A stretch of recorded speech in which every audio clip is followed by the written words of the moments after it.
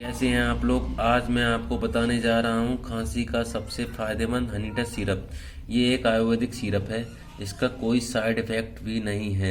ये सिरप कोई pregnant ladies भी पी सकती है। इससे किसी भी तरह का कोई नुकसान नहीं है। आइए जानते हैं हम इसके बारे में पूरी जानकारी। ये डाबर कंपनी का हनी टच सिरप है। ये तुलसी, शहद, मुलेठी, बनस्पा जैसी सामग्रियों से मिलकर बना है। आज आपको बताऊंगा मैं इसके यूज कैसे करना है। आपको सुबह शाम 2 चम्मच गर्म पानी में ये 2 चम्मच शाम को लेना है। हनी टच सिरप में साथ में इसमें 9 रुपए का पाउच फ्री मिलता है। ये आपको रात को सोते समय गर्म पानी में आधे गिलास पानी में लेना है।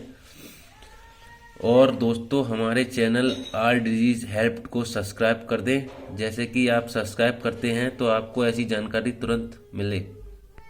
धन्यवाद।